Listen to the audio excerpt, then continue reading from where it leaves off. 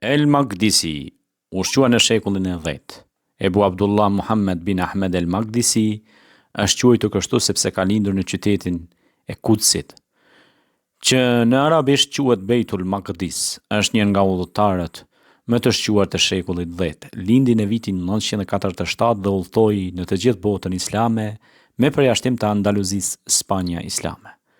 Nga këto udhëtime shkroi një libër të cilit i dha titullin e gjatë Kitab Ahsana at-Taqasim fi Ma'rifatil el-Qalim, i përkthyer në shqip. Ky titull do të thotë libri i ndarjes më të mirë për njohjen e krahinave.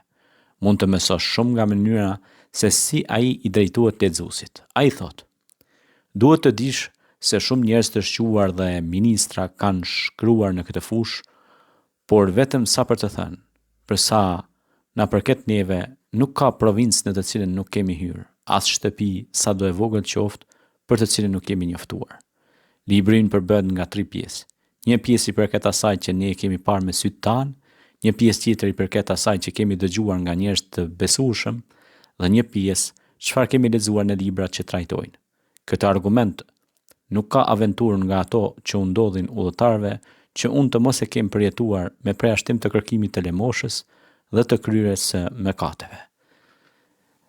Me sufit kam gren brumin e gatuar me mish dhe grur të fërguar. Me dervishët kam gren supën për shesh, me marinaret kaçamaku në përzir me gjalp e mjalt. Me përzun nga xhamit pas faljes së natës, u enda fushave duke u futur gabimisht edhe në shkretir. Kam qenë shumë herë gati duke mbytur gjatë shtrëngatave në ditë. Karvani ynë është sulmuar shumë herë nga kusarët. Me kanë burgosur si spion. Kam dëgjuar gjatë natës këmbanat e të krishterëve. Për të mbjetuar kam lidhur libra dhe kam paguar me monedha argjenti për pakuj. Kam udhëtuar mbi baldakin, samar të mbuluar mbi elefant ose deve, e mbi kuaj. Kam ecur në këmbë mes vapës zhurritëse e mes borës.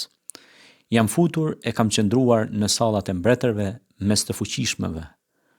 E kam gjetur veten mes vegjelis e në lagjet e hajdutëve.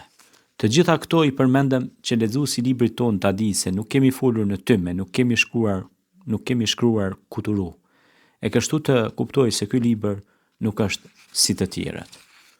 El Maqdisi pra është një ndër udhëtarët që nuk la krahin pa prekur me këmbën e tij, duke përshkruar gjitha peripecitë dhe mundimet e tij në udhëtimet e tij, për të treguar mbar botës dhe njerëzimit se jeta ka shumë sfida dhe shkencëtarët duhet të provohen me dallgët e ndryshme që i përplas jeta.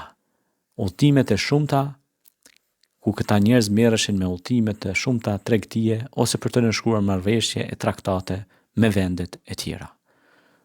Andaj ata që mundohen, padyshim që do të arrijnë rezultate.